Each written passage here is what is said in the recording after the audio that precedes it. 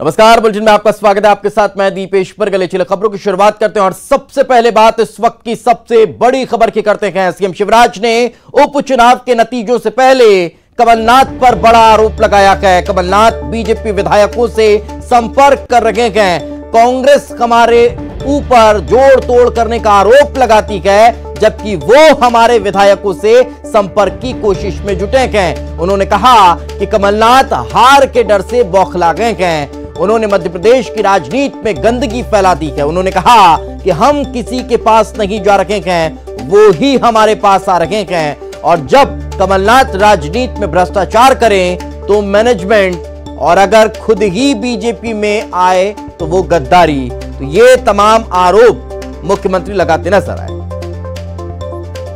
आरोप है कमलनाथ आज भी भारतीय जनता पार्टी के विधायकों को फोन कर रहे हैं, संपर्क करने का असफल प्रयास कर रहे हैं। अगर जोड़ तोड़ और खरीद फरोख्त की राजनीति की है, श्री कमलनाथ जी ने की है। मध्य प्रदेश की राजनीति में गंदगी लेके आए हैं तो कमलनाथ लेके आए। कांग्रेस और आदरणीय कमलनाथ जी बौखला रहे हैं, आरोप लगा रहे हैं। पहले से ही भूमिका बनाना उन्होंने शुरू कर दी है। लेकिन मैं एक बात और आज कहना चाहता हूं। कांग्रेस, कमलनाथ जी, दिग्विजय सिंह भारतीय जनता पार्टी पे आरोप लगाते हैं कि हम जोड़ तोड़ करते हैं। भारतीय जनता पार्टी किसी के पास नहीं गई। कांग्रेस के मित्र भारतीय जनता पार्टी में आए। राजनीतिक भ्रष्टाचार की शुरुआत मध्य प्रदेश की धरती पर किसी ने की तो कमलनाथ जी ने की। और आज हम पे आरोप लगाते हैं। कितनी कोशिश कर रहे हैं कमलनाथ जी, भारतीय जनता पार्टी के कार्यकर्ता कितने ही फोन लगा ले, विधायकों को फोन कर रहे हैं। एक भी भारतीय जनता पार्टी का विधायक टस से मस नहीं होने वाला। तो कई गंभीर आरोप मुख्यमंत्री शिवराज सिंह चौहान लगाते हुए नजर आए हैं। और ज्यादा जानकारी के साथ हमारे सहयोगी शरद हमारे साथ जुड़ चुके हैं। शरद, अगर सीएम के आरोपों को सही माना भी जाए तो एक सवाल यहां पर यह खड़ा होता है कि क्या एक बार फिर से कमलनाथ भारतीय जनता पार्टी के नारायण त्रिपाठी और शिवराज कौल जैसे विधायकों की तलाश में हैं, जो शुरू हो चुकी है?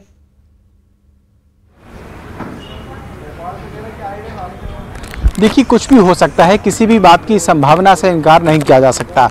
ये इसलिए भी है क्योंकि हम देख रहे हैं कि पिछले 2-3 दिनों से लगातार जो पीसीसी चीफ हैं, पूर्व मुख्यमंत्री हैं कमलनाथ, उनके बयान सामने आ रहे हैं और वो लगातार आरोप लगा रहे हैं कि बीजेपी की तरफ से अभी भी जो प्रलोभन देने का काम है वो विधायकों को किया जा रहा है। प्रशासनिक मशीनरी के गलत इस्तेमाल के आरोप भी कमलनाथ की ओर से लगाए गए हैं और चुनाव में गड़बड़ी के आरोप भी लगाए गए हैं। इन आरोपों के बीच मुख्यमंत्री शिवराज सिंह चौहान ने आज पहली बार इतना बड़ा हमला कमलनाथ पर बोला है और सीधे तौर पर उन्होंने ये आरोप लगाए हैं कि दरअसल उनके जो विधायक हैं उनको कमलनाथ खुद फ़ोन कर रहे हैं और फ़ोन करके उनसे संपर्क करने की कोशिश कर रहे हैं, लेकिन बीजेपी के जो विधायक हैं वो एक भी टस से मस नहीं होंगे। उन्होंने ये भी आरोप लगाया कि मध्य प्रदेश में जो राजनीतिक माहौल गंदा करने की शुरुआत किसी ने की तो फिर वो कमलनाथ ने की है।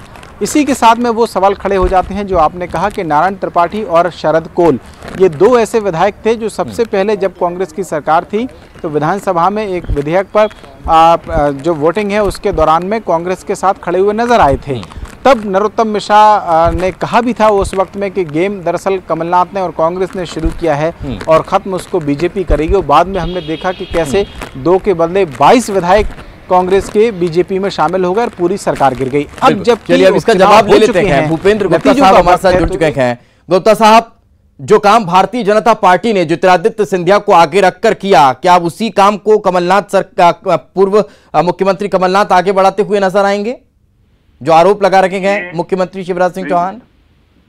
मुख्यमंत्री जी जो है आत्मग्लानि से भरे हुए हैं। जो पाप जो मध्य प्रदेश में किया गया है, मध्य प्रदेश के स्वाभिमान को और जनमत को कलंकित करने का, उस अपराध बोध में उनका ये बयान आ रहा है। कमलनाथ जी को इसकी आवश्यकता नहीं है। हम जो है 28 सीटें जीत कर आ रहे हैं और अपनी सरकार बना रहे हैं, तो हमें इस काम की आवश्यकता ही नहीं है। आज तो भारतीय जनता पार्टी क्यों जो है लोगों को बुलाकर और जो है क्यों उन्होंने राहुल लोधी को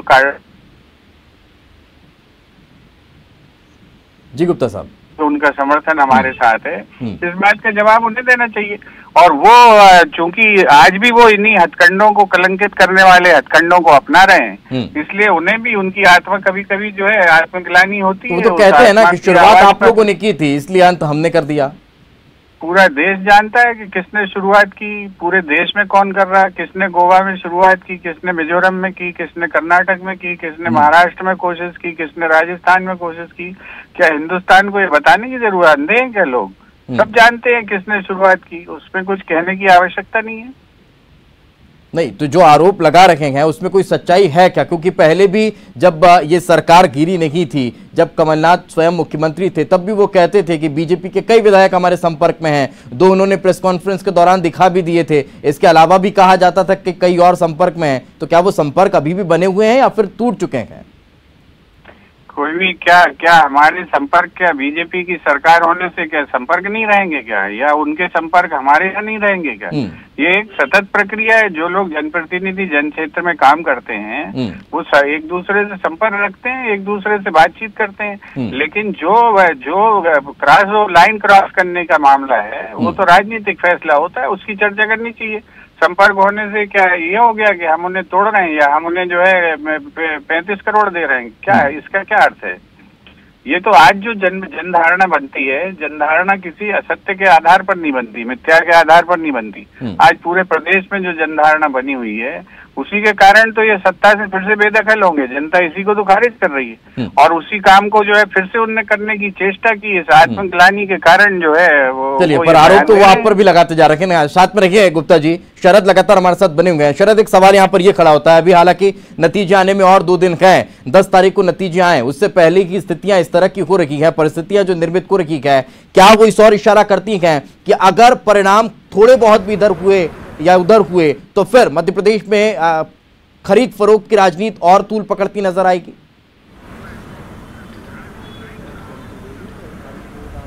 देखिए, कुछ भी हो सकता है, किसी भी संभावना से इनकार नहीं किया जा सकता।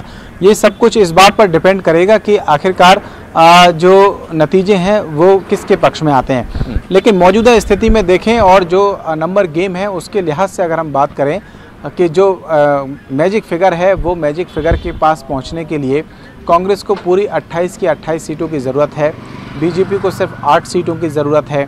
अगर ऐसा होता है जैसा कि भूपेंद्र गुप्ता जी कह रहे हैं कि पूरी तरीके से सच मान लिया जाए कि वो 28 में से 28 सीटें भी जीत रहे हैं, तब तो फिर कांग्रेस को किसी बात की कोई ज़रूरत है ही नहीं। और अगर ऐसा होता है कि बीजेपी 8 सीटें या उससे 2 सीटें भी ज़्यादा जीत जाती है तो फिर बीजेपी को भी किसी चीज़ की परेशानी नहीं है।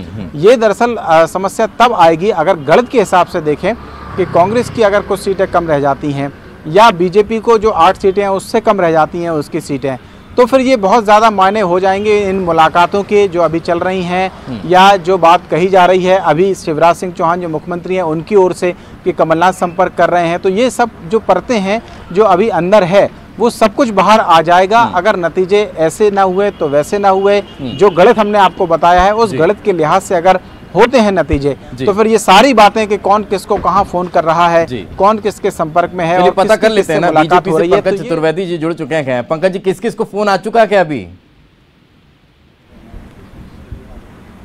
पंकज जी, आप आवाज सुन पा रहे हैं तो बहुत बहुत स्वागत आपका। किस किस को अभी तक फोन आ चुका है कांग्रेस की तरफ से? दीपू जी मुझे क्लियर आपकी आवाज आ रही है? जी। मैं आपका प्रश्न पूरा समझ नहीं पाया। मैं ये पूछना चाह रहा हूं पंकज जी कि अभी तक बीजेपी के किस किस विधायक को फोन आ चुके हैं कांग्रेस की तरफ से? देखिए, भारतीय जनता पार्टी का तो योजना, रीति और नीति सब दीपू जी बहुत स्पष्ट है। सवाल कांग्रेस पार्टी की उस पीड़ा का है जो सत्ता जाने के बाद से अभी तक कांग्रेस पार्टी की समाप्त नहीं हुई है। इसीलिए अभी कांग्रेस पार्टी तय नहीं कर पा रही कि वो किस दिशा में चले और किस दशा को प्राप्त हो। कहीं कमलनाथ जी कहते हैं कि वो 28 की 28 सीटें जीत रहे हैं, कहीं हैरान परेशान होते हैं। कभी बात करते हैं कि बीजेपी विधायकों से बात की जाएगी, हमारा पास प्लान भी तैयार है। भारतीय जनता पार्टी का एक ही प्लान है, वो प्लान है जनता जनार्दन की सेवा करना और जनता का आशीर्वाद प्राप्त करना। और उस प्लान के तहत हम लोग दीपक जी पूर्ण आश्वस्त हैं कि 28-0 से जनता की कृपा भारतीय जनता पार्टी के प्रत्याशियों को मिली है।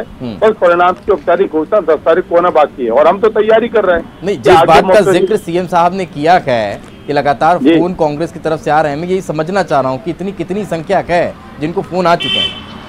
देखिए मुख्यमंत्री जी विधानसभा में कांग्रेस विधायक दल के भारतीय जनता पार्टी विधायक दल के नेता हैं और किस विधायक को फोन किया, जरूर वो विधायक अपने नेता ने माननीय मुख्यमंत्री जी उसकी चर्चा जरूर करेगा, तो वो विषय मुख्यमंत्री जी के स्तर पर है। लेकिन मैं सिर्फ जो मेरा आशय था बोलने का वो सिर्फ इतना था कि कांग्रेस पार्टी किस प्रकार से सत्ता पाने के लिए षड्यंत्र रच रही है, ये उसका प्रमाण है। स्पष्ट तौर पर जनता ने नकार दिया। कांग्रेस की प्रतिष्ठा दांव पर 28 में से 27 सीटों पर कांग्रेस पार्टी इस चुनाव के पहले, उपचुनाव के पहले उनके कांग्रेस के प्रत्याशी हुआ करते थे जो वहाँ विधायक थे, तो उन पर चिंतन न करके यदि कांग्रेस पार्टी इस प्रकार के प्रयास कर रही है तो फिर सवाल यही खड़ा होता है ना गुप्ता पंकज जी, जो गुप्ता साहब भी कह रहे हैं कि ज्योतिरादित्य सिंधिया को अगर आगे रखकर भारतीय जनता पार्टी ने जो किया वही अगर हम कर रहे हैं तो दिक्कत क्यों? नहीं, मैं तो वही आपसे निवेदन कर रहा हूँ कि किसको आगे रख के किया, किसको पीछे रख के किया, विषय ये नहीं है। जो जिन वादों और दावों को लेकर कमलनाथ जी ने कांग्रेस पार्टी की सरकार बनाई थी, जिन वादों दावों की पूर्ति ना हो तो सिंधिया जी ने जो राजनीतिक और नैतिक रूप से उसकी वो किया, और जनता के बीच में है तो कांग्रेस पार्टी कितने भी प्रयास करने पर भारतीय जनता पार्टी के विधायकों का सतत संपर्क अपने नेता हमारे मुख्यमंत्री माननीय शिवराज जी से है। इसलिए मैंने आपसे कहा कि बीजेपी का एक एक विधायक मुख्यमंत्री जी जो उनके विधायक दल के नेता हैं, उस नाते मध्य प्रदेश सरकार के मुखिया हैं, मुख्यमंत्री उनके संपर्क में, संवाद में है। लेकिन हम तो कांग्रेस की बुद्धि और उसकी सोच की जो है उस पर आश्चर्य और अचरज व्यक्त कर रहे हैं कि रस्सी जल गई, दीपे जी पर अभी बल नहीं गए। भूपेन्द्र जी जवाब देना चाहेंगे पंकज जी का? बातों में कोई जो है ना तो तर्क है ना कोई जो है समझ है, तो इसका कोई जवाब नहीं होता है। मैंने आपसे ये कहा कि इन 28 में से 27 सीटें हम पूर्व से ही जीते हुए हैं और 50,000 तक के मार्जिन से जीते हुए हैं, इसलिए ये 28 की 28 सीटें हमारे पास आ रही हैं। इसमें जो इनके लिए दुखद संदेश ये है कि इनकी जो इनने जो ये गंगा बहाई थी कलंक की, मध्य प्रदेश के स्वाभिमान को बेचने की, वो गंगा परास्त हो रही है। उसमें जो है इनका सारा इसलिए चेहरे उतरे हुए हैं, इसलिए ये इस तरह से आत्मग्लानि में बयान दे रहे हैं। अभी डांट खा के आए हैं वहाँ से संघ प्रमुख के यहाँ से जोशी जी की, तो उस आत्मग्लानि में कोई न कोई बयान देना था, तो उस बयान को औचित्य नहीं है। हम 28 सीटें जीत रहे हैं, 28 आप भी जीत रहे हैं, 28 पंकज जी जीत रहे हैं। अब देखना है कि ये कितना सच को पाता है दावा, दोनों 28 पर अड़े हुए हैं। अब ये बीच का कोई शायद रास्ता निकालना पड़ेगा चुनाव आयोग को रिजल्ट के बाद कि आखिर किसके खाते में कितनी जाती है। खैर बहुत बहुत शुक्रिया आप दोनों का हमारे साथ चर्चा में जुड़ने के लिए। हमारे सहयोगी शरद हमारे साथ जुड़े थे। शरद आपका भी बहुत बहुत शुक्रिया। तो वाकई में अब मध्य प्रदेश में एक नई राजनीति का रंग नजर आ रहा है। अब देखने वाली बात होगी कि आखिर नतीजे क्या आते हैं। शिवराज के आरोप पर सज्जन सिंह वर्मा ने पलटवार किया है। मुख्यमंत्री शिवराज सिंह चौहान के आरोपों पर बयान पूर्व मंत्री सज्जन सिंह वर्मा देते हुए नजर आ रहे हैं। हम किसी से संपर्क नहीं कर रहे हैं, बीजेपी दे रही प्रलोभन की कोशिश। सपा, बसपा, निर्दलीय और कांग्रेस विधायकों को प्रलोभन दिया जा रहा है। ये आरोप अब सज्जन सिंह वर्मा लगाते हुए नजर आ रहे हैं।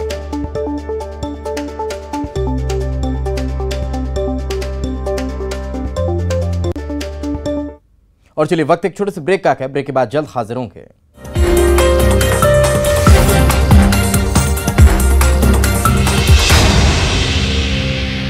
ब्रेक के बाद एक बार फिर आपका स्वागत है। और लगातार प्रहलाद को बचाने की पहल जारी है। अब से कुछ देर बाद आपका प्रहलाद आपके सामने होगा। उसे बचाने के लिए जो जद्दोजहद चल रही है वो अब से कुछ देर बाद सफल होने वाली है। जिंदगी की जंग लड़ रहा प्रहलाद, बोरवेल में 4 दिन और 3 रात, टनल के पास पहुंचने का है प्रयास। प्रहलाद के बचने की जिंदा है आस। सेना, एनडीआरएफ और एसडीआरएफ ने जोर लगाई। बस कुछ फीट की और बची खुदाई। प्रहलाद के पास बस पहुंचने वाले हैं। प्रहलाद के लिए देश कर रहा प्रार्थना। जिंदा बचा तो होगा सबसे बड़ा चमत्कार। निवाड़ी में मिशन प्रहलाद। तो निवाड़ी में प्रहलाद को बचाने की कवायद लगातार जारी है। कुछ ही देर बाद प्रहलाद को बाहर निकाला जा सकता है। प्रशासन ने तैयारी पूरी कर ली है। बुधवार सुबह से बोरवेल में फंसा हुआ है प्रहलाद। आर्मी, एनडीआरएफ, एसडीआरएफ की टीम लगातार प्रहलाद का रेस्क्यू करने में जुटी हुई है। अब आपको बता दें कि गांव के लोग भी प्रहलाद के निकलने के इंतजार में प्रहलाद की सलामती के लिए दुआ कर रहे हैं। प्रहलाद के पास तक पहुंचने के लिए टीम पूरी तैयार है और अब से कुछ देर बाद प्रहलाद को बाहर निकाल लिया जाएगा। कुछ देर बाद प्रहलाद बाहर निकल सकता है। प्रशासन ने तैयारी पूर्ण कर ली है। बोरवेल से निकालने के लिए रेस्क्यू लगातार जारी है और प्रहलाद के बहुत नजदीक टीम पहुंच चुकी है।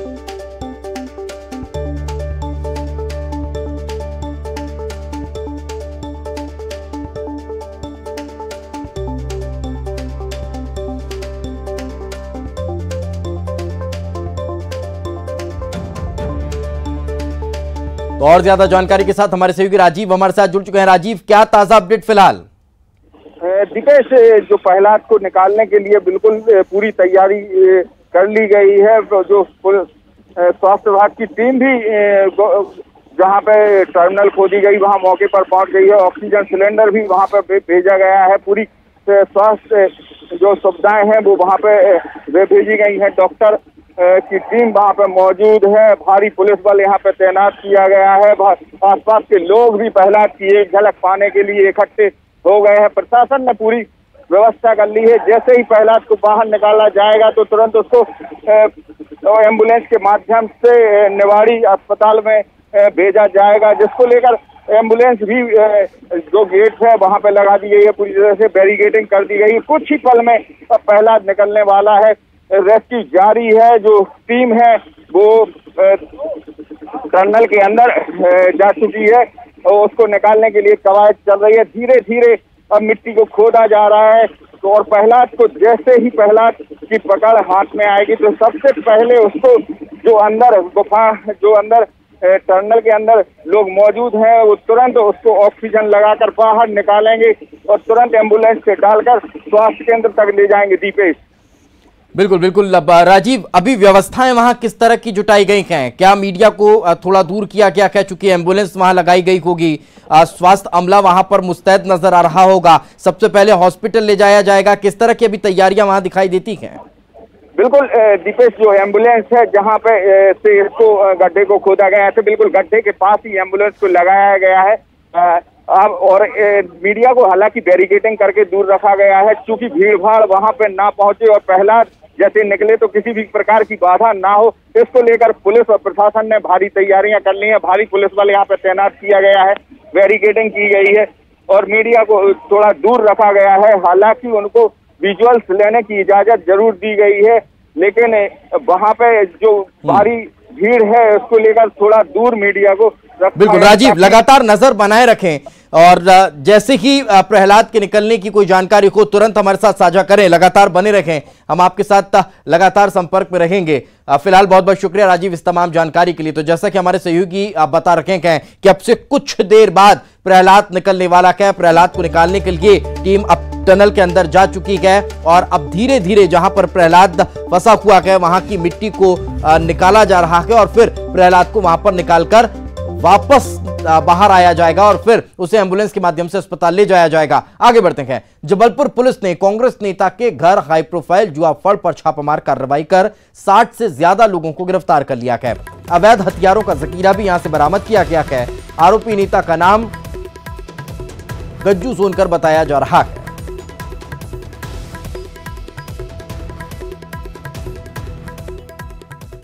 इधर बुरहानपुर में वन विभाग की टीम पर हमला हुआ है। ये टीम अतिक्रमण हटाने के लिए गई हुई थी, जिसके बाद टीम पर यहां मौजूद लोगों ने हमला कर दिया, जिसमें 10 वनकर्मी घायल हो गए हैं, जिनको इलाज के लिए नेपा नगर स्वास्थ्य केंद्र में भर्ती करवाया गया है। वहीं भोपाल में आबकारी विभाग की टीम पर हमला हुआ है। अवैध शराब पर कार्रवाई के लिए टीम गई हुई थी और गाड़ियों में यहां पर तोड़फोड़ की गई। अपराधी लगातार बेकाबू होते जा रहे हैं। भिंड में घर में घुसकर महिला को बदमाशों ने गोली मार दी। महिला के पति के साथ इनका अवैध खनन को लेकर विवाद चल रहा था।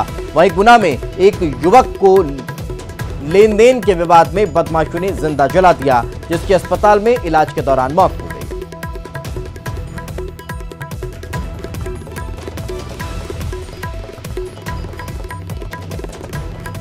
वहीं बात सिंगरौली की। सिंगरौली में भीषण सड़क हादसा हुआ है। अनियंत्रित होकर गाड़ी पलट गई, जिसमें 4 लोगों की मौत हो गई। 25 से ज्यादा लोग घायल हुए हैं। 10 लोगों की हालत गंभीर है। ये लोग मांगलिक कार्यक्रम से लौट रहे थे। वहीं सतना में एक बस बेकाबू होकर खाई में जा गिरी। हादसे में 24 यात्री घायल हुए हैं, जिनमें से 2 की हालत गंभीर है। बस शहडोल से रीवा जा रही थी। यह हादसा रामनगर क्षेत्र में हुआ है।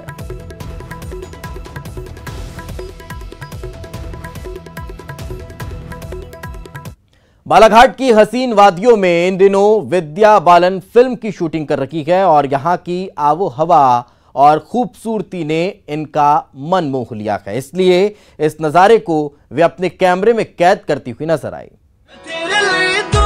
तस्वीरों में देखिए, विद्या बालन अपनी कार में बैठकर मोबाइल से बालाघाट की खूबसूरती की तस्वीरें ले रही हैं। वो वीडियो शूट कर रही थी कि तभी अचानक कोई उन्हें अपने कैमरे में कैप्चर करने लगा, जिसके बाद विद्या बालन ने कुछ इस अंदाज में अपना रिएक्शन दिया जो कैमरे में कैद हो गया।